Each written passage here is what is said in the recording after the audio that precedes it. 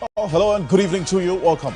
This is Ghana Tonight. We are live from a news hub at Adesawe Kanda, also live on Instagram, on Facebook, DSTV channel 279, all across the world on 3news.com. I am Alfred Ocansey. Tonight, television stations in Ghana are on, which find themselves on the digital terrestrial television platforms, risk being taken off air for non-payment of fees. We hear from the sector minister as well as a member of the Communications Committee of Parliament.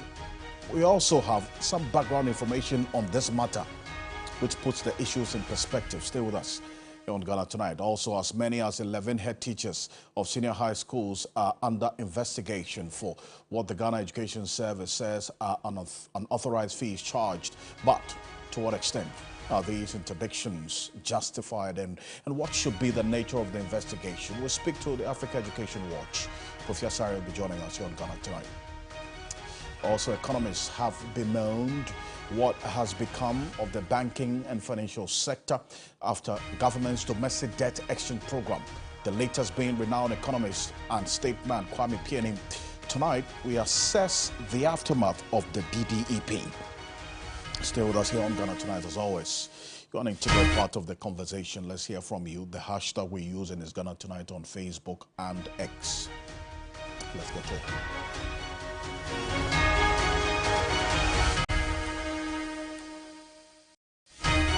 Let's settle for Ghana Briefs.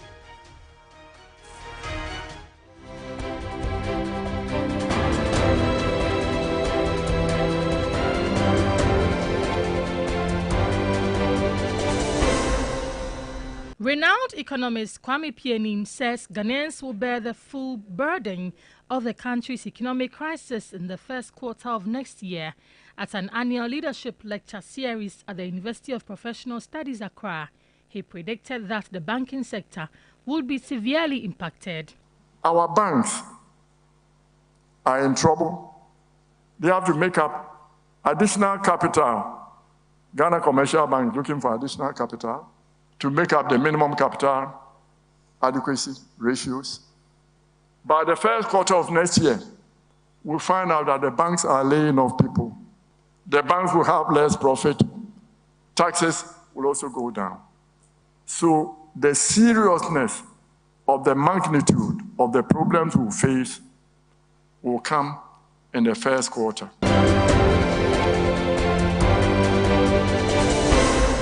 There's more pressure on government to either renegotiate or terminate its lithium deal with Barari DV Limited. The Christian Council, the Office of the National Chief Imam, and a member of the Council of State are the latest to kick against the deal, urging Parliament not to ratify the deal. Speaking at a roundtable at the behest of the IEA, the interest groups demanded scrutiny from Parliament over the agreement. This lithium agreement is not in the interest of Ghana. That's my view. And if you all agree with me, then let us make a statement in support of the IEA to say that we do not think that this agreement is in the interest of Ghana and that we need to relook at this matter. Let us tell whoever is signing this document, and I don't even want to condemn our MPs, we will caution them and advise them.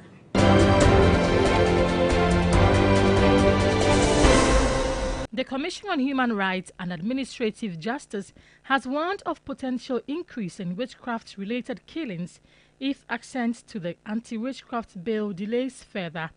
President Akufo-Addo, in a letter to Parliament on December 4, communicated to the House that he was unable to assent to the bill until associated constitutional matters were resolved. But our concern now is what the President has indicated, that he has constitutional concerns about the bill, but he has no problem with the content of the bill. Our problem as a commission is, can the President speed up whatever he will do to bring that bill back to Parliament, whether it's through the Attorney General, howsoever it will be done? The women cannot afford any further delay.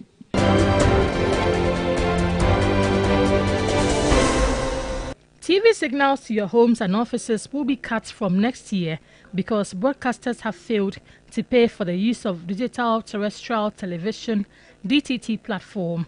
The Communications Minister, Eslo Usekufo, who gave the warning, says government cannot bear the cost of operating the platform despite multiple notices to media houses. They have constituent members who are broadcasters on the DTT platform, but none of them have paid a peswa to date for being hosted on the platform. There is actually matters pending in court because they have been notified. Others are adamant that government should continue to pay. Unfortunately, we may find ourselves in the situation where we cannot receive TV broadcast signals because the platform will be shut down.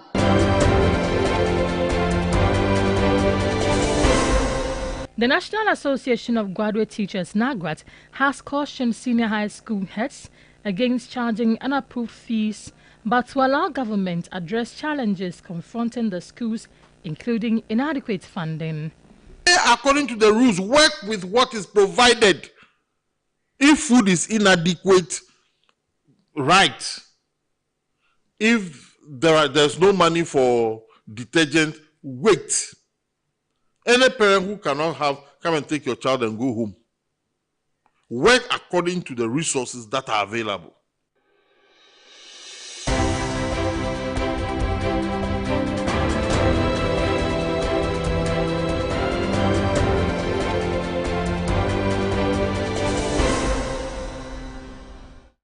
Well, so you heard that advice from Angel Kabono, who is president of the National Association of Graduate Teachers, to the teachers that wait, if you're faced with any challenges, wait until government comes in. That's going to be another issue we'll talk about here on Ghana Tonight, because we do know that in a number of instances, government disbursement to these schools for the running of the schools delays. And sometimes these head teachers have to employ their own creativity and ingenuity to run the schools. Now, if they're being asked to wait when there are no detergents and basic things that the students need, you know what the challenge is going to present for our brothers and sisters in senior high schools?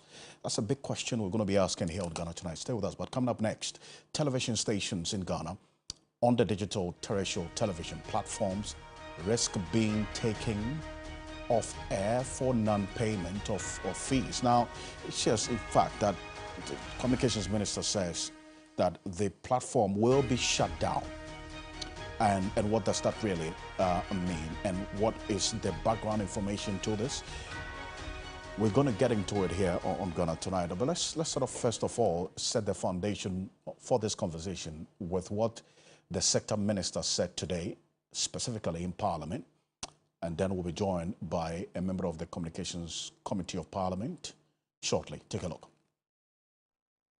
They have constituent members who are broadcasters on the DTT platform, but none of them have paid a peswa to date for being hosted on the platform. So it is not correct to state that any entity being hosted on the platform has paid for being hosted on it. They have not. There is actually matters pending in court because they have been notified.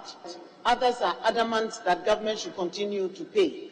But my answer is clear, that government says it cannot continue to pay for it. So if they do not pay for it, unfortunately, we may find ourselves in the situation where we cannot receive TV broadcast signals because the platform will be shut down for non-payment of the operational expenses that it incurs.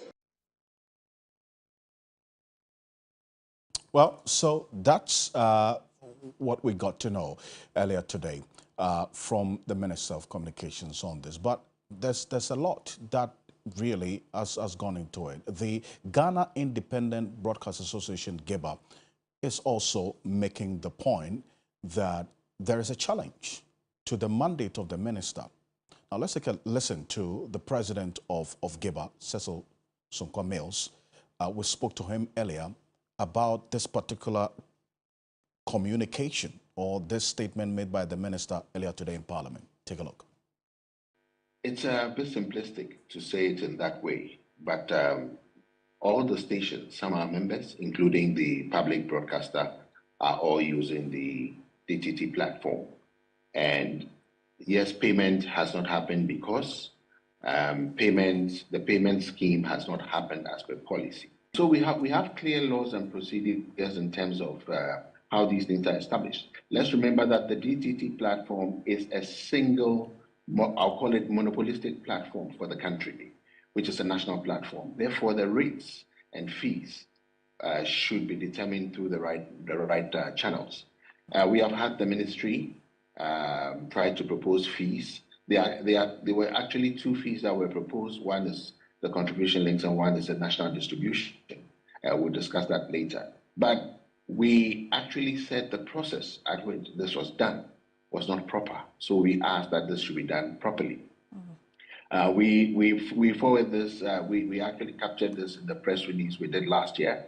And then we also had a meeting with the select committee, Parliamentary Select Committee for Communications on this issue last year.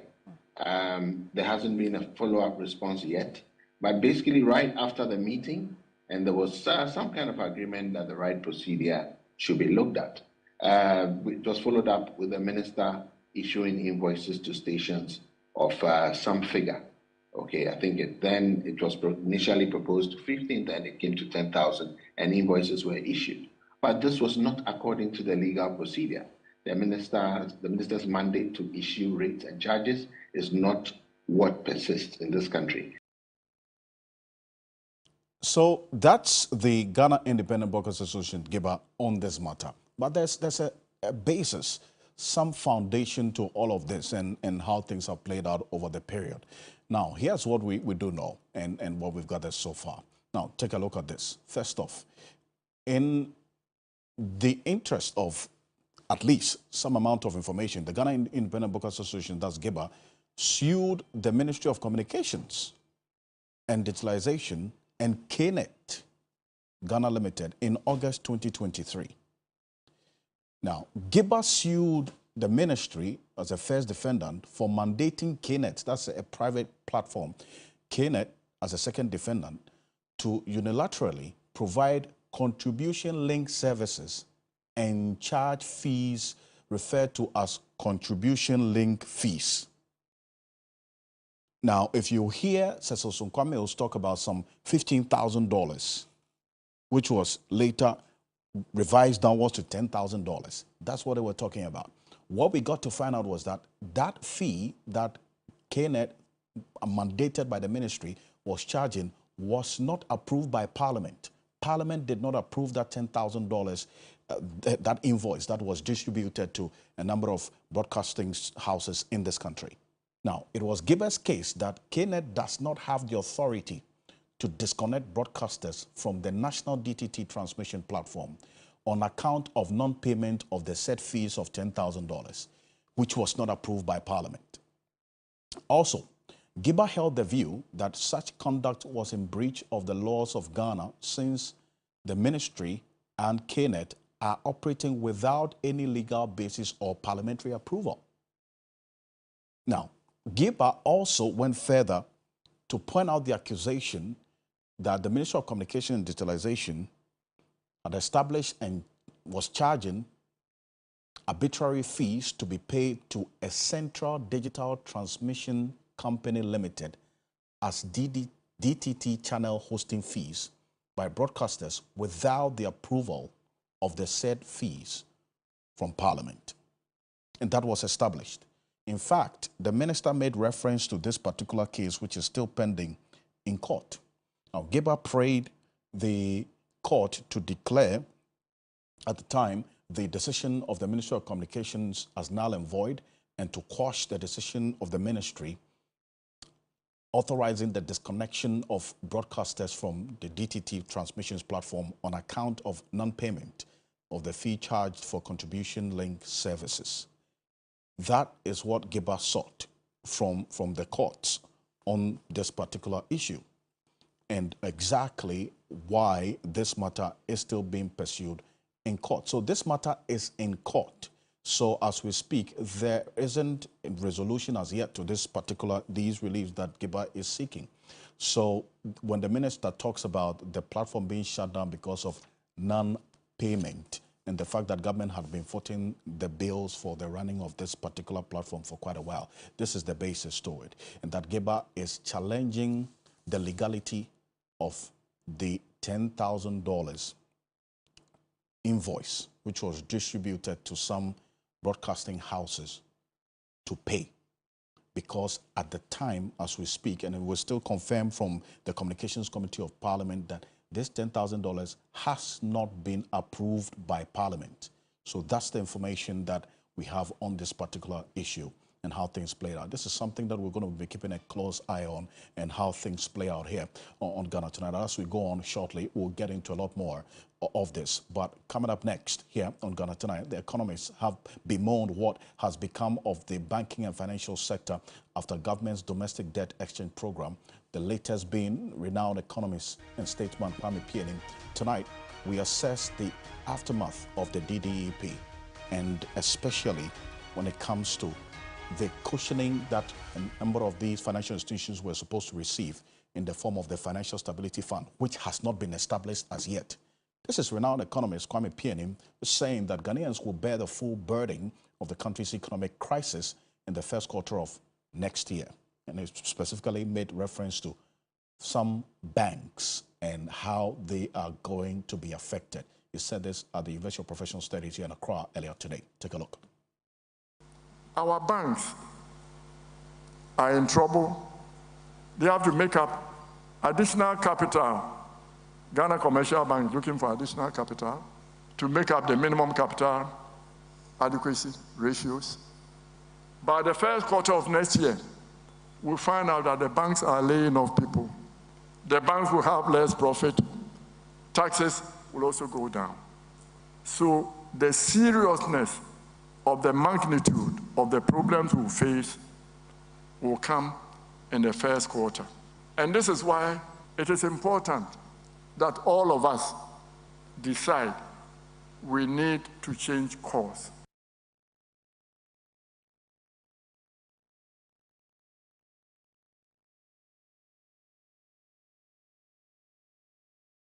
Well, so that's Kwame Pianim there. Now, this comes at a time when the financial institutions, according to the Bank of Ghana, have submitted the recapitalization plan. But there's a path when we do a quick recall to understand exactly why Kwame Pianim is saying this. Take a look at this. The Bank of Ghana relaxed the regulatory minimum capital adequacy ratio to 10% from 13% because of the impact of the domestic debt exchange program on financial institutions, but I'm talking about the banks. So the cash reserve ratio was also reduced from 14 to 12% in December 2022 because of the impact of the domestic debt exchange program. Now, from what we saw, based on the specific recommendations by the Bank of Ghana, they gave certain timelines. This is what came up after a number of the Monetary Policy Committee meetings. Take a look. This is what the Bank of Ghana said. The governor said the banks that are currently reporting the capital adequacy ratio below 10% will be required to submit recapitalization plans. That's what the governor of the central bank said. Now, after that, in March 2023, the governor of the central bank indicated that the impact of the domestic debt exchange program has been to reduce the capital adequacy ratios or the buffers of the banks. And in fact, they already met with these banks, this was at March 2023, and asked those banks that have had their capital levels impacted to submit recapitalization plans for the central bank to review. This was in March 2023. So at the time, the deadline for this was September 2023, which was a couple of months ago. Now, in the May 2023 Monetary Policy Committee meeting, there was an update that the banks, and all of them, have submitted these recapitalization plans. Now, we haven't been given details of it all these recapitalization plans as yet.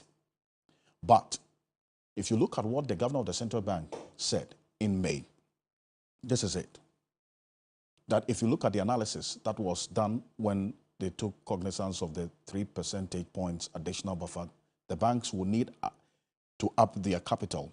All the 23 banks, as at 3 months ago, had submitted their recapitalization plans.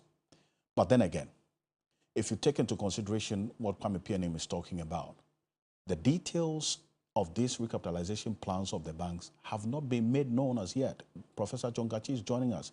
He's the Dean of the University of Cape Coast Business School. Professor Gachi, I thank you so much for joining us here on Ghana Tonight. Now, you've been watching this particular space and then also what's happening to the financial institutions. Now, with this first quarter projection that Kwame Pianim is talking about, taking into consideration we don't even know the recapitalization plans of the banks. What is happening now? Hello, Pastor Gachi, can you hear me?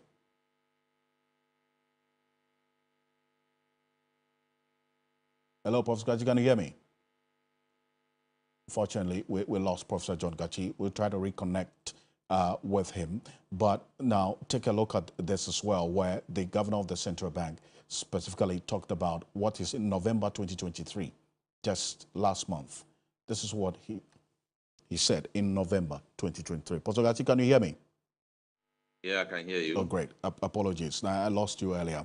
Now, I was asking about what the central bank has been talking about with the recapitalization plans of the banks and what Kwame Pianim is talking about, the financial institution, the state in which they are in now. You have been doing some assessment of this. What is the current state of affairs? Well, yes, I can hear you. Yeah.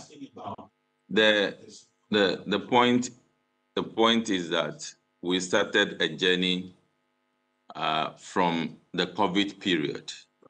And during that time, a lot of ratios that determine the soundness and stability of the banks were actually relaxed to accommodate for the pressure from COVID.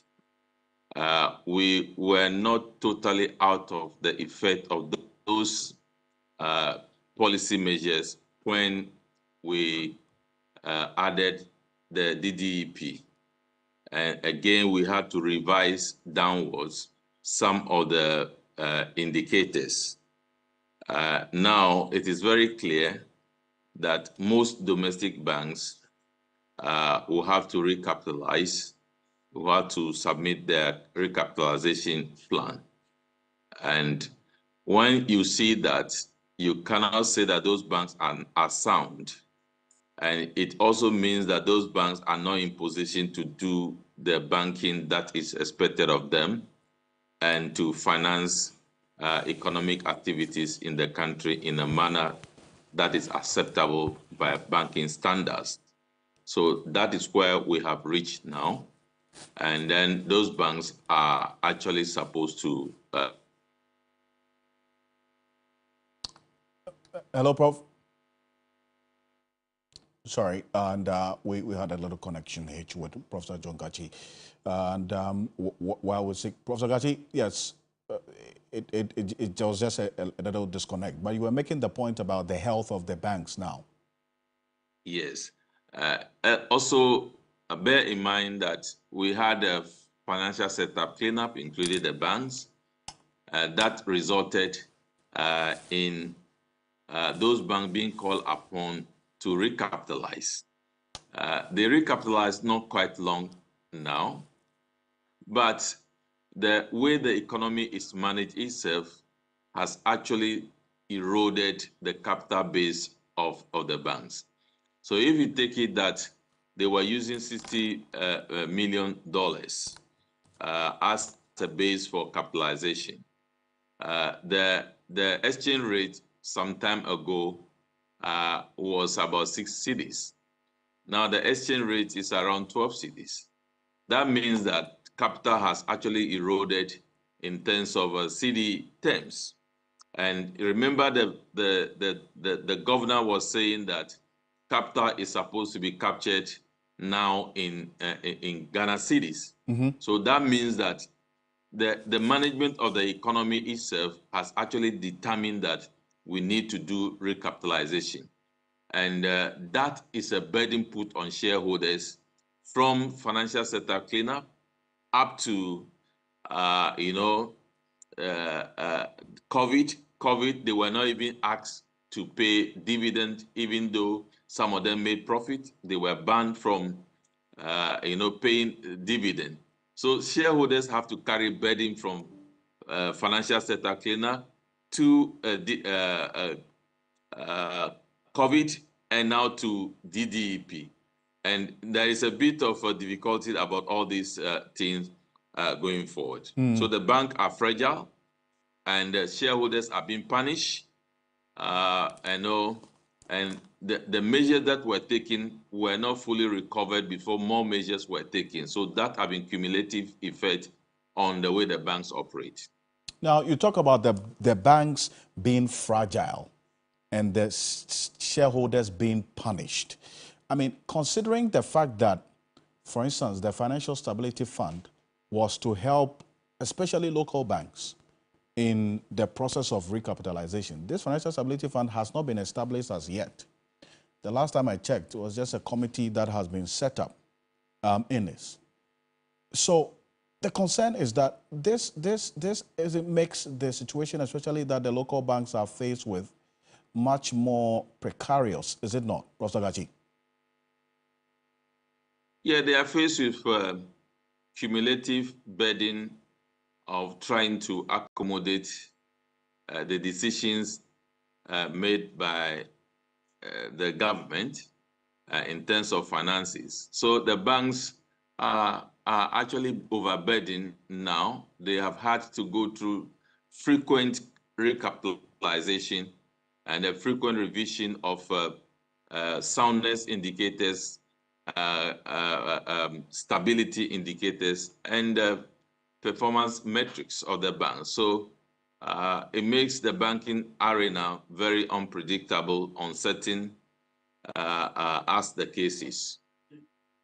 I see. But I was just talking about the Financial Stability Fund as well. That has not been established as yet, Professor Gachi, and how that also makes the situation more worrying, especially for local banks.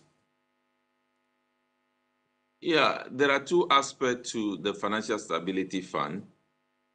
I indicated in our last interview that these banks have been affected by government policy. But government is setting up a fund. They are going to tap into the fund as a debt instrument to recapitalize their banks. They have even made it even more precarious by asking GAT to manage the fund. And the way GAT operates, as we know, is that they will take equity share and they will also take preference share. And that means that for preference share, what that means is that even when the banks are not performing, they are not posting any profit, they will treat it as though it's a debt instrument and they have to be making those benefits to GAT. And one wonders, if you want to bail out a banking system that you have caused to bow, is that the best approach that you want to use? And even the money is not available for those banks to decide whether they want to go into it. And I think this call attention to the purpose for the setup of GAT itself. I believe we have got it to a time that because GAT was approved in Parliament, Parliament should have oversight. We need to have GAT now report to Parliament to provide a status report as to how many banks they were able to help successfully, the capacity they have to do so now, and then even the modus operandi of GAT. Is it inimical to the process of helping the banks or not? So I think that status report by GAT to Parliament is very crucial, and I believe it is very urgent. But also, if I've seen the document on how the banks can access the Financial Stability Fund, Professor Gachi. Now, the current structure in the form in which it is, how does that threaten the ownership of local banks? The Financial Stability Fund. That is what I have indicated, that GATT is seen as investing in those banks, and it comes through two important avenues: ordinary share acquisition and also preference share acquisition. The ordinary share give ownership right to GATT.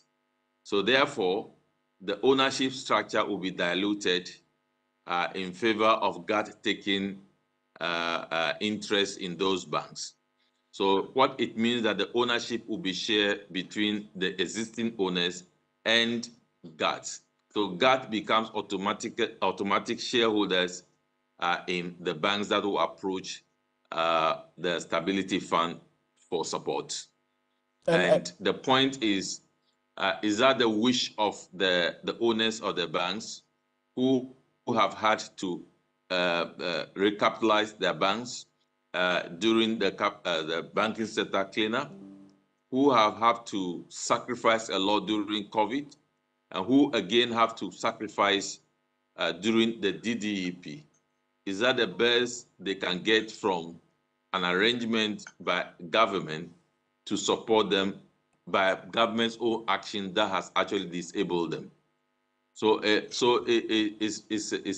a question that is fair to ask, and of course, we are not the owners of the banks. The banks must talk. I believe some of them are raising issues behind the scene, but I think we don't hear of the banks. Of course, they also benefit from regulatory support in terms of changing a lot of charges on customers here and there. From last year up to today, if you look at most of the banks, they have changed the charges here and there. And then I'm not even surprised that the banks are making profit, because they are making profit on account of burden on customers. So they are also transferring the burden to customers for them to make profit. And therefore, those profits that they are talking about, they are just burden that are being imposed on customers that they are translating into what they are calling a profit. So we need to be very thorough about this thing that is going on. At the end of the day, all the burden will be shifted to customers of the banks. And you say that this Financial Stability Fund structure is leading to already some boardroom wranglings in some of the local banks? Oh, yes. You see, there are regulatory fights and there are boardroom fights in some of the GATT-occupied banks. Some of the regulatory directives that are given by the Bank of Ghana are challenged by some of the banks, because they believe that when they follow that, they are going to die gradually. When you look at the accounting standard properly, the accounting standard dictates that some of the items should be treated in a particular way, but the regulatory authorities are also saying something, and they are on the same page with GATT in some of the cases, and that stand to give upper hand to GATT to the detriment of the toil of the original owners of some of the banks. So these issues are also going up, and that is what I say.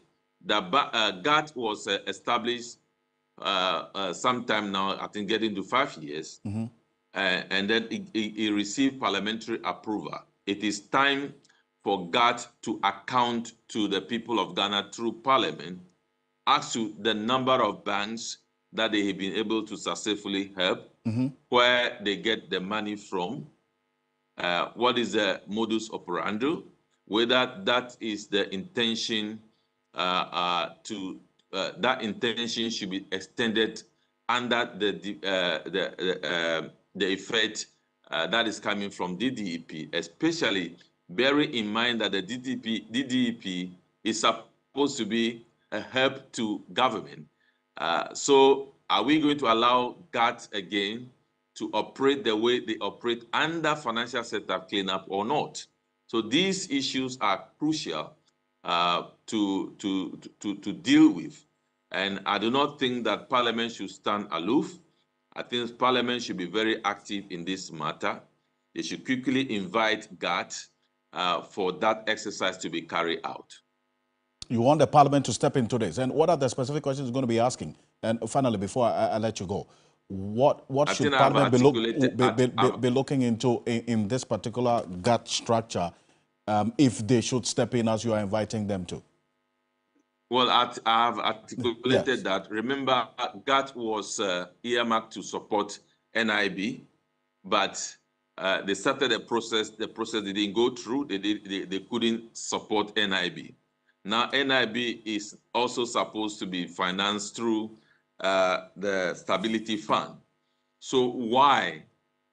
What happened? Those questions ought to be asked. Then the banks that they are supporting, what is the health of those banks? What is the status of those banks? That question ought to be asked. Then again, the mandate of GATT, does it extend beyond 5 years as we understand? What will be their legal mandate if they are supposed to manage the Stability Fund? Right. Those issues are crucial, and they ought to be explained for us. Very important point there. Professor Gachi, appreciate your time. I thank you. Thank you so much for joining us here on Ghana Tonight on this. And then this specific question you're asking of Parliament to get into the Ghana Amalgamated Trust Fund to investigate exactly the modalities and how things are going to play out. We're looking as well at how the Stability Fund processes are playing out, especially with some of our sources within the committee that has been established. So something that we're keeping an eye on as well here on Ghana Tonight. Coming up next, as many as 11 head teachers of senior high schools are under investigation for what the Ghana Education Service says are unauthorized fees charged. But to what extent are these interdictions justified, and what should be the nature of the investigations? We'll be speaking to Education Think Tank Africa Education Watch, and also you would hear from Andrew Kabono, who is the president of NAGRAD, because they have advised the head teachers not to take any initiative to address the challenges they are faced with. They should just wait for government, whatever time government will come through, they should just wait for government to come and provide detergents and those things when they get finished. They should not be creative about it. That presents another challenge as well.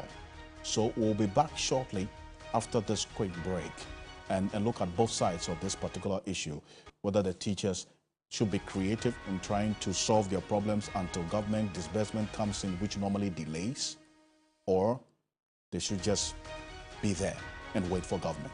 We'll be back shortly. Stay with us.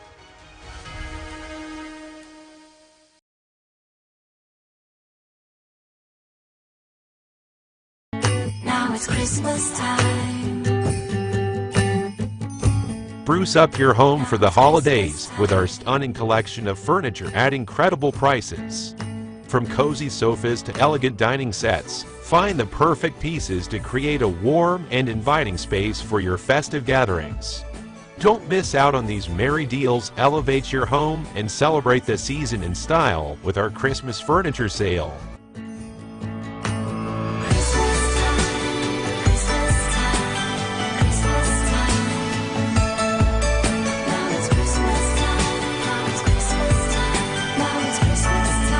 Let's begin your home makeover journey at Dubai's leading furniture house, Danube Home. First guy to get to the top of Mount Juango wins. Are you ready? Go! You think you're fast enough? You think you're strong enough? You think you're man enough?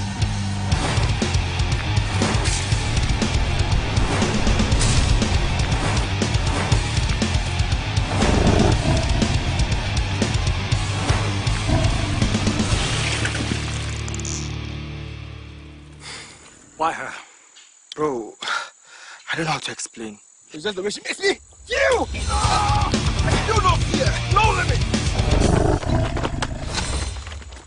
I'm not a competition, guys. I'm the price.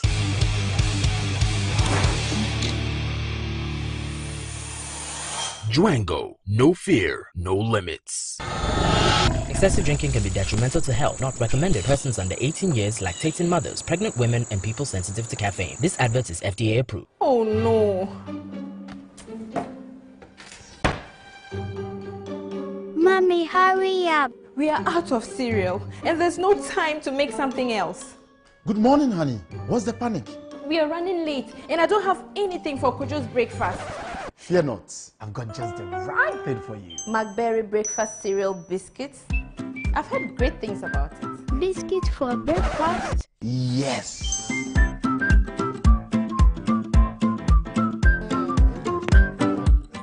McBerry breakfast cereal biscuits are made with goodness of cereals and milk for a good start to your day. Wow, Mom, this is delicious. Oh, Mom, can we have this every day? Yeah, that's a good idea. Why not? You will. So let's hurry. Start your day with a smile and McBerry breakfast cereal biscuits. Goodness for your mornings. This advert is FDA approved. Everybody knows Acrobato. And if you know Acrobato, it means you know M-Punch Homeopathy Clinic. M-Punch Homeopathy Clinic is my pillar. Let's hear what others are saying about M-Punch Homeopathy Clinic. Who will be careful M-Punch one? Chesena me ankasa me period na se problems wom ntina ma wo ho idea ma me papa chesena nya asem ketewa na me coin point no mo hwe me modam no mo hwe bibia na so mo meduro me fire no ene ma won kura mienu hofro kwa na mkwan mu a eba head everything yourself me ma me no adwodwo eda ho a wontumi nante ene ne ko end point o mama nuru a ene ne ho idea watimi asori anante. That's end point for you of Acrobato. Hello hey ohwehwe what che okay a free bra wo di end point what dance am me call you no me Jones sema na enkoyie person na my nyina na magina sebema na me be fear for there e ho na nyina jaresa. You heard everything. I have secret. M-Punch is my secret. M-Punch Homeopathy Clinic. I'm free. Serene, pristine, natural. This is Maha Beach Resort, set on the seafront in Atuabo and the rich oil and gas hub of the western region. The warmth of the resort can fill your soul.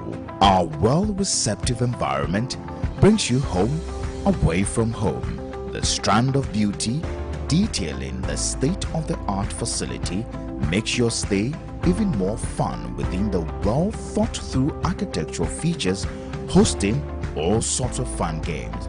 Maha Beach Resort has an assortment of packages for all occasions. Maha Beach Resort, redefining indigenous hospitality.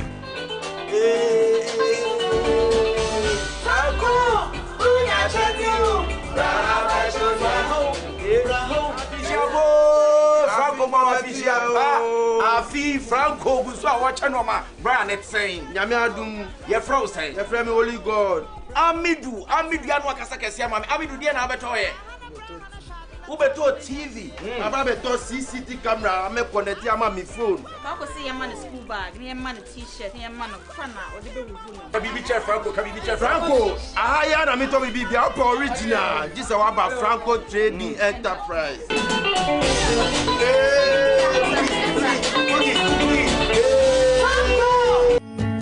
Now it's Christmas time. Spruce up your home for the holidays with our stunning collection of furniture at incredible prices. From cozy sofas to elegant dining sets, find the perfect pieces to create a warm and inviting space for your festive gatherings. Don't miss out on these merry deals. Elevate your home and celebrate the season in style with our Christmas furniture sale.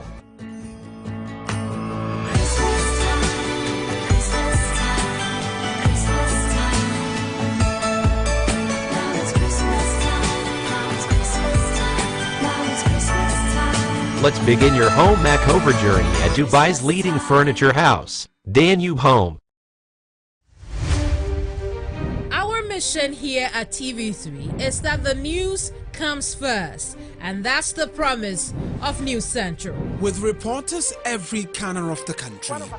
Consignment to attend their action, to production, hidden lions, and experts across the subjects that affects you the most. We stay across the big stories that impact you the most as they break, develop, and evolve into major national issues. With all angles covered across the country and across every subject.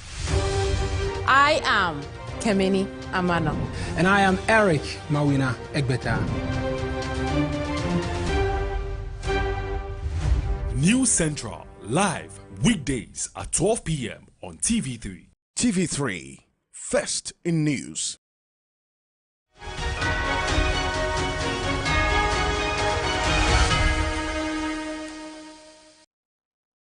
Welcome back. This is Ghana Tonight here on TV3. Now, over the last 1 week, we've had a number of head teachers in senior high schools across the country being interdicted or suspended for charging illegal fees. Now, a number of the teacher unions voyage, but puts their lives at risk and contributes to teachers in some instances were only taking initiative to get some solution to problems that they are confronted with in the schools, because it takes a while for government disbursement or interventions to come in when the academic year is in progress. Now, let's hear from Angel Kabono, who is the president of the National Association of Graduate Teachers, NAGRAT. His advice to the head teachers in the wake of these interdictions and suspensions, what they should do. Take a look. Now, I go to school and I work to the rules. I go to school and I work with what is available. If during examination time there are no examination papers, I'll write to my regional director with copies to whichever office, when I'll be waiting. When they bring it, we'll write the exams. And that is what every headmaster or every headmistress should do. I will not take phone and call any parent, because when I call a parent, I'm soliciting for the parent to provide for us, which flies in the face of the rules. Play according to the rules. Work with what is provided. If food is inadequate, right. If there's no money for detergent, wait. Any parent who cannot come and take your child and go home. Work according to the resources that are available. So we have a problem on our hands. The Form 1s are in school. You think government has sent the adequate and full subvention into the schools? Absolutely not. If a school is about to celebrate its 70th anniversary in March, and all students are supposed to buy the 70th anniversary cloth, so that on that day, everybody will be in the 70th anniversary, and this cloth is being sold to parents when they register their children, does that mean that the headmaster of the school is extorting money from parents? He responded to the Ghana Education Service's request to school heads to seek approval before making demands from parents. Well, so that's Angel Kabono. In fact, this is the NAGRAT position, that teachers, if detergents get finished in your schools, just wait for however long it will take for government to come in. That presents a challenge, right? But take a look at this, okay? These are the number of head teachers we're talking about over the last 1 week that have been interdicted for a number of reasons. Take a look. This month, Madam Cecilia Anane Afuakwa, headmistress, Kumasi Girls Senior High School in the Ashanti region. That's Selena Anane Afuakwa, beg your pardon. Then you have Daniel Boama Duku, who's a headmaster at Greek in Zima Community Senior High School in the Ashanti region. A number of these people, according to the Council of Heads of Assistant Senior High Schools, they only got to know of their interdiction through social media because they haven't been written to officially. Nathaniel Asamoah, headmaster at Santiman Senior High in the Ashanti region. Then you have the fourth person, Madam Gladys Safwa, headmistress in Career Senior High Technical School in Ashanti region.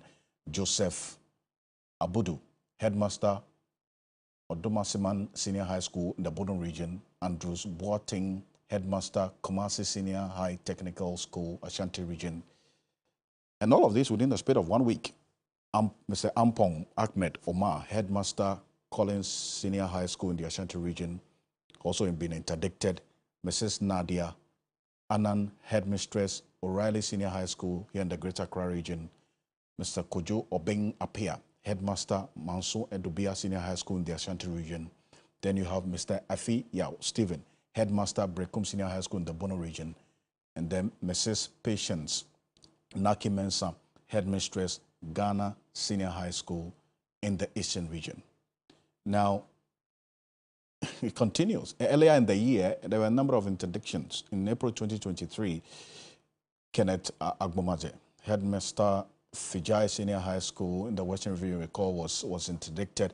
Madam Dr. Mrs. Shine Agato Fori, Headmistress of the West African Senior High School, was also interdicted as well, if you recall, for the same reasons. Okay, but if you look at it and take into consideration what Angel Kabonu said, it presents a challenge. Let's hear from this is Nagrat saying, let's see if the Ghana National Association of Teachers, NAT, also holds the same view. Christian Edinkra is an executive member of the Ghana National Association of Teachers, NAT. He's joining us on the telephone. Edinkra, thank you for joining us here on Ghana Tonight. This is what Nagrat is saying to the teachers. Don't take initiative. Wait if the detergents are finished for whatever long time it will take for government to come in. Just wait. Is that a position Ghana Association of Teachers also shares? Yes, Alfred. Greetings to all teachers and across Ghana. We are not happy. And though our teachers and our headmistresses who are interdicted are going through a certain agony of pain, we share in the same as Nagrat expressed. But how long do we wait for the pot to be broken before we will call for clay to repair? I personally think that, yes, the teachers and the head teachers and the headmistresses cannot sit aloof and see people's children committed into their hands to be trained, to be educated, will allow the situation to be worsened for us to use the fire service approach to try solving it. For how long do we continue as a nation? And so some of these people who have been committed to the work for over so many years, some over 20. If you look at Dr. Oforishine, whose case happened, she has been ahead for almost over 14 years and a teacher for almost 20 years. Okay? Such a person will not sit for her grandchildren to be going through hunger, for her grandchildren to be going through a certain infrastructural deficit. And if these people rally support from philanthropists, from PTAs, and from alumni, and you interview some of these people, you are telling the rest that do not take initiative. Sit down, and that does not create creativity in leadership. Okay, we are training children to take over from us, but if our do's and don'ts are affecting the very things we want people to learn from us, we are educating them to go into the world. Are we training them to go into the world and teach them that do not act until government comes? I mean, what are we doing to ourselves? And that is why some of us are calling for a review. And so we're saying, what Nagrat is saying, Angel is saying, my senior colleague is saying, that they should sit down. They should sit down so that their image will not be denigrated. Building image for a year, for many, many years, will not be taken for granted because you took initiative and someone says, step aside. And so we're sharing the same view, but we are not happy. A certain trajectory is being created that if you are a leader in a certain institution, you cannot take initiative until government comes in. If the situation gets worse off, what do we do? And that's where, in the end, it is the student who suffers in this particular situation. Kofi Asare, Executive Director of the Africa Education Watch, is joining us. Kofi, you are calling for an open and transparent investigation process into these interdictions. What exactly are you expecting? Let me first indicate that it is quite upsetting that we are seeing the magnitude of breach that some headmasters are according to the approved prospectus for all schools.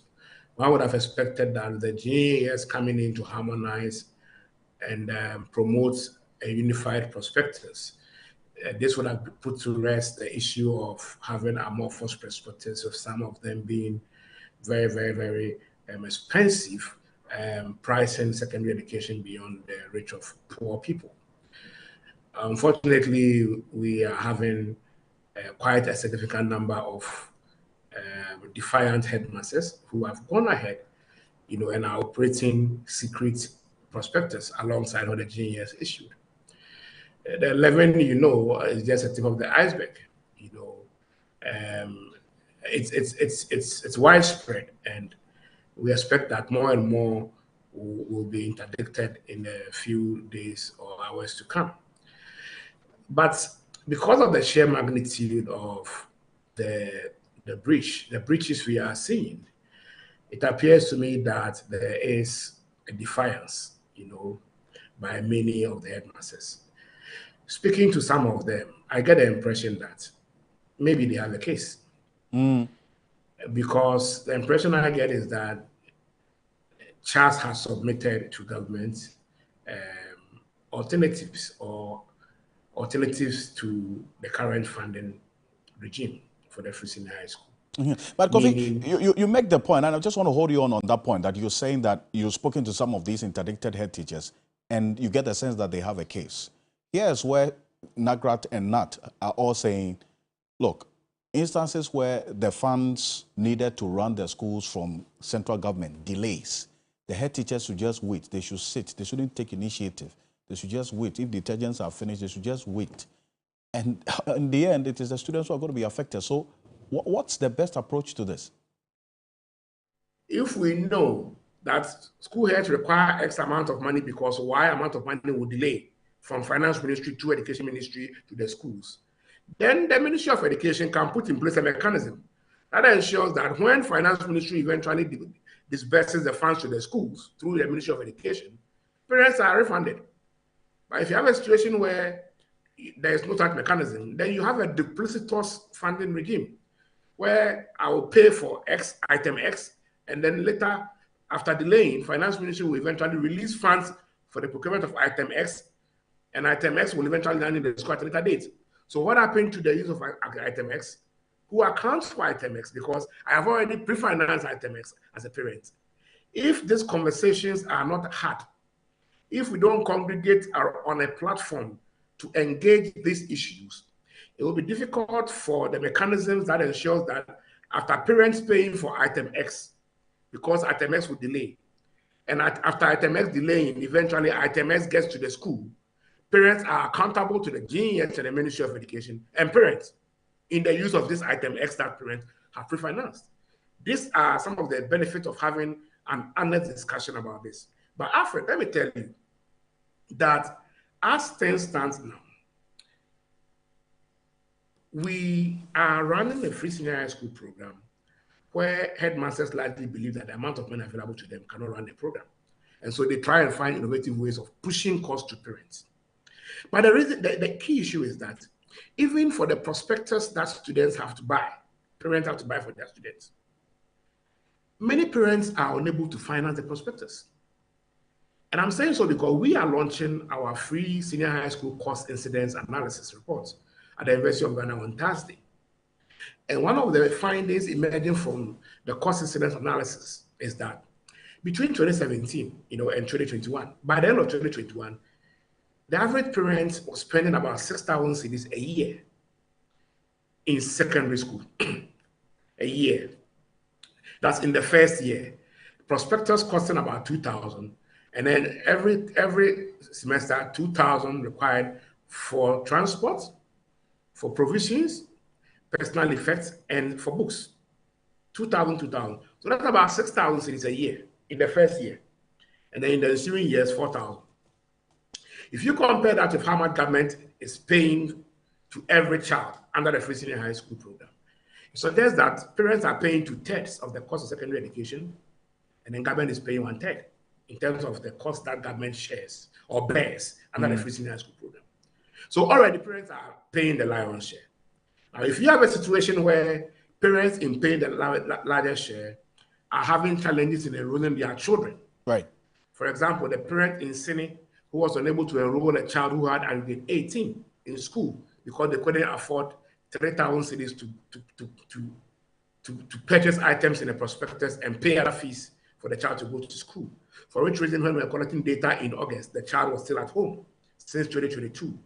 Then it tells you that schools imposing higher or extra fees on the sanctioned items in the prospectus will automatically kick such parents who belong to the lowest quintile, income earning quintile, out of school. Out of school, and that's a very, very important point. And it's a balancing effect, Kofi, and this is just one part of the conversation as we started. And we have a number of parents actually sending us a list of other items they have to buy. And so this conversation, it's an evolving one. So stay with us, because tomorrow we have NAGRAT, NAT, and Coalition of Concerned Teachers, CCT, all of them joining us here on Ghana Tonight to have a conversation on this matter. As always, on behalf of the rest of the team, we appreciate your company. Do join us same time tomorrow. My name is Alfred Ocansey. Have a good night. Ghana Tonight is brought to you by Flamingo Paint. Superior durability, superior hiding, superior coverage, simply superior.